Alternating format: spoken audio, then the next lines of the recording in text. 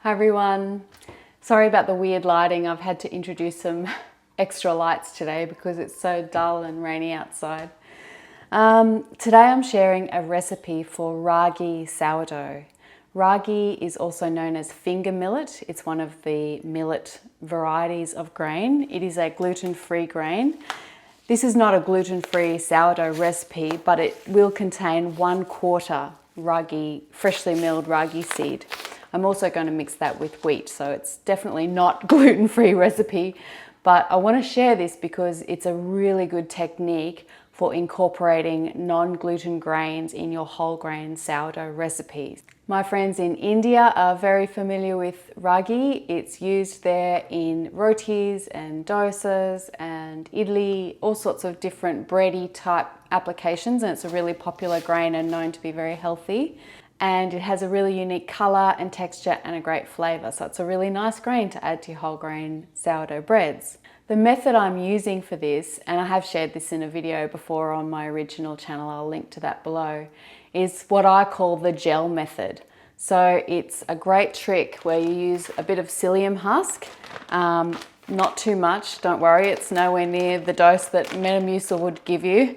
Use some psyllium husk and you gel that with the water, and then you use that as your liquid amount for the dough, and you don't have to do any stretching or folding or anything. Mix it all up, and you can use gluten-free grains, and it really helps bind the dough and give loaves with lots of gluten-free flours in them really good body and a good rise.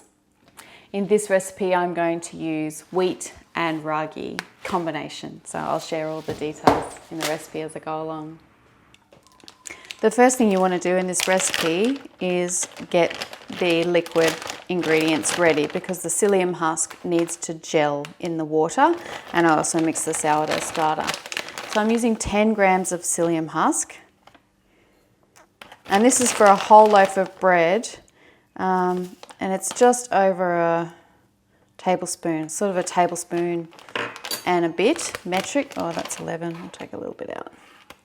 Out of curiosity, I checked the dosage for Metamucil online, and the recommended dose for Metamucil 3 times a day is about 6 grams, and it's made of psyllium husk. So this is 10 grams through a whole loaf of bread, so you don't have to worry about it being too much. And for most people, they don't get enough dietary fibre, so I think, this is actually probably a good thing rather than any issue. To that I add 440 grams of water, 442, that's okay. So this is 110% water compared to the flour amount. I'm going to be using 400 grams of flour, so 440 roughly of water. I'm also going to mix my sourdough starter in at this point as well. This is just whole wheat sourdough starter. This will be roughly about 100 grams, I think. My husband was the last one to use this, 97.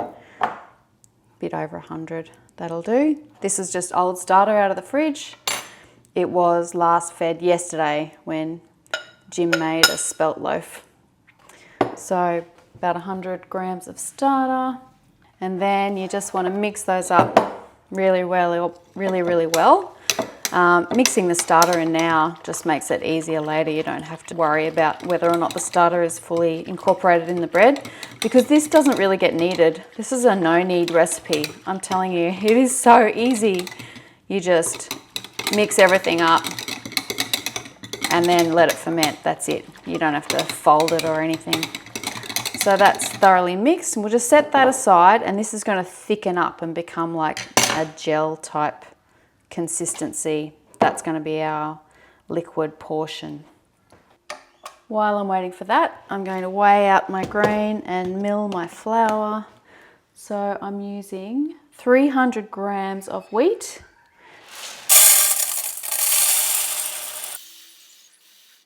this is the Ragi seed, or the finger millet. It's a beautiful, rich, kind of reddy browny colour.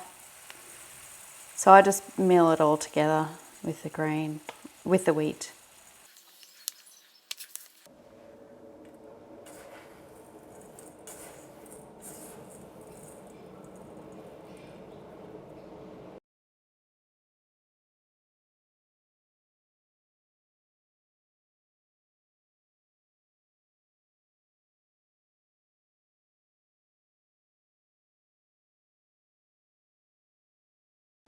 And the final ingredient is salt.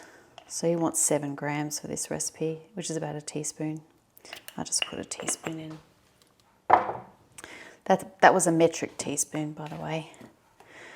And just mix the salt through really well into the flour. That's important because, as I said, we're not kneading this or doing anything really to this dough. Once it's mixed, that's it. Just let it ferment for the day while we'll go and do other things. So I've got my water, psyllium and starter mixture. I'm just going to leave that for a little bit longer till it gels up and thickens. I've got my flour and my salt. I'll come back soon and mix the two together. I have also just fed my sourdough starter, so I will let it activate and get bubbly again before I put it back in the fridge for the next recipe. If anybody wants to know my easy starter maintenance method, I'll put a link to that video below as well. All right, the day is getting on. Let's look at this. Yeah, that's nice and thick and gelled up. So that's what you're looking for, a nice thick jelly liquid mixture. You don't have to add the sourdough starter in here. You can mix it in later if you want, but I find it's easier to mix it all in together with the water and the psyllium. All we're going to do now is mix it together. So flour, salt, water, psyllium, starter. Just get all of that in there. So the reason why you can use a lot of water in this recipe, like this is a really super high hydration recipe, that's because the psyllium absorbs so much liquid. You couldn't use this much water if you weren't using the psyllium husk. It would be really sloppy dough, but this makes a really good texture. So just mix that up. Also, because of the psyllium gel in this bread, the finished bread is quite moist and it keeps really well. It doesn't dry out and go hard the same way that regular sourdough can do. So, whoops, you can see the texture of that. It's really easy to mix. It's just the perfect hydration, actually. I like my hydration pretty high. I find the dough's just easier to handle. So this is a great method if you're busy and you just want a dough that you can set and forget, because I am literally going to do that today. It is now 5 to 10 in the morning. It is 22 degrees Celsius today. What is that in Fahrenheit? 71 degrees Fahrenheit, 22 Celsius. So that's cool for me. I don't know how long it's going to take, but I'm going to go out and do my shopping and do other things. And I'm just going to check it in the afternoon as the day goes on. Probably won't even look at it for at least 4 hours or so. And when it's rising up and getting bubbly, we just shape it quickly, proof it, bake it. Simple as that. Just make sure that you cover it up so it doesn't dry out. All right, see you later.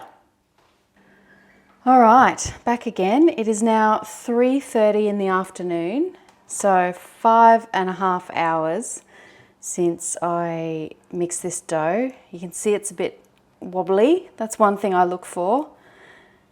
I don't know whether you can see, there's quite a lot of air pockets. These glass bowls are really great for helping to see whether your dough is fermented. I look for those bubbles, and I also look for bubbles in my starter. If my starter is fermented and it was mixed at the same time, it's highly likely that my bread dough is fermented as well.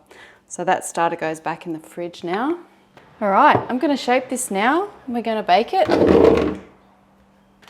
I'm going to keep this really simple and just put it on a piece of baking paper and then just put it in this basket and then lift it into the baking pot. I'm going to do a free form loaf. You can also bake this in a tin. Either way works. I find I get a bit more of an open crumb though with a free form loaf. You see how kind of fluffy and jelly that is? It's pretty cool. All right, I'm going to spray my paper so the dough and everything doesn't stick to it, and my bench a little bit. All I'm going to do is fold this a little bit. It's going to feel really wet and jelly. Don't worry about that. It's just how it is. It will hold together. The only thing I will say about this dough is be careful not to overproof it. So you want to get a nice fermentation on the first rise. I'm not really paying much attention to my shaping here, so it's not going very well. Anyway, I'm just going to roll it up a few times, that'll do. It doesn't really matter, the shaping is not critical with these doughs, which is great. Put that in there, and then I'm just going to put this in here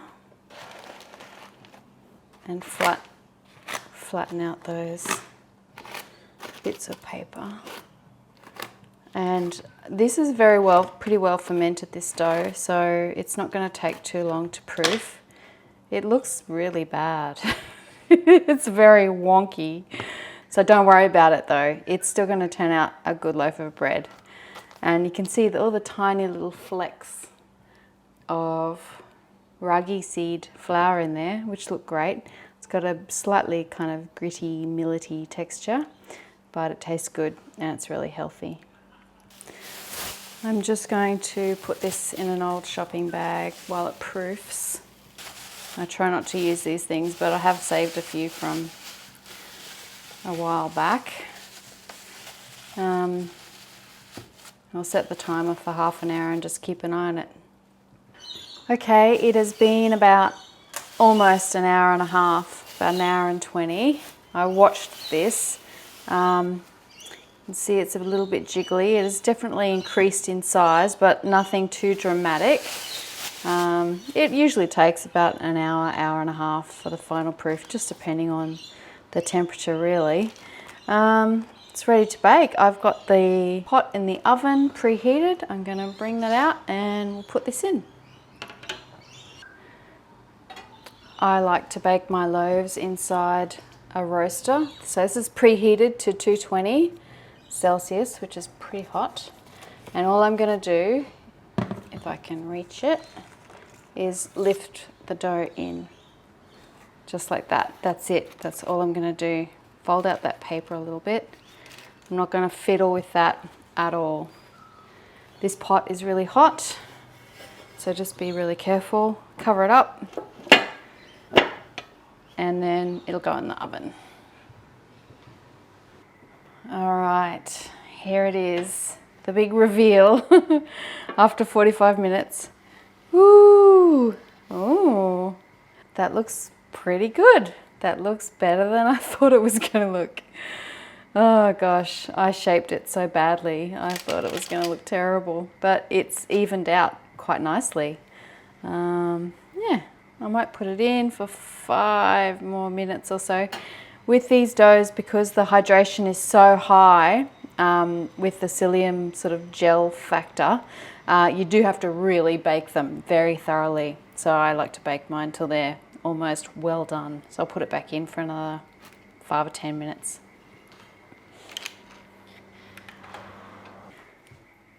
And here is the final loaf. Feels quite light for a whole grain.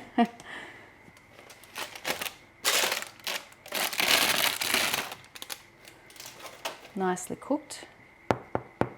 It's got a bit of a spread. It's a bit of a flat one, but that happens. That's not the end of the world. It'll be a lovely bread. I think perhaps I could have used a bit less water, maybe 100% hydration would have been all right. But it's pretty good. I think that's going to be nice inside. I'll cut it open in the morning and we'll take a look. It smells delicious. It smells great. Okay, it is now the next morning. Let's cut this bread. It is a bit flat, but let's cut it and see what it's like on the inside. I think I could have made this one in a tin. That might have been good, or reduce the hydration a little bit. Ooh, lovely crumb. Wow, that's great. See, this is the balancing act. You need a high hydration to get a nice open crumb like that. But it's also a balance between getting the proof right. If you overproof it, it can go too slack. I probably maybe could have proofed that one a little bit shorter. It's leaving the knife a little bit gummy, but that's okay. This is a really moist loaf and it will keep really well. That's good, yeah, a little bit overproofed. But look at the colour. Look at the beautiful colour of the crumb.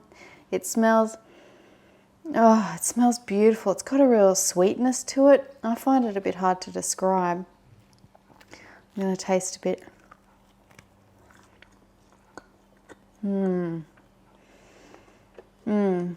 The texture is really good.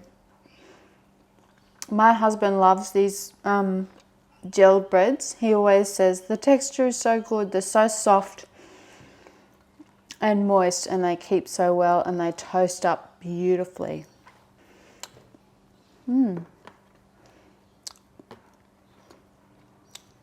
So that's it, folks. That's the video. Ragi bread using the gel method. Hope you enjoyed it. Let me know what you think in the comments. And yeah, I'll see you again soon.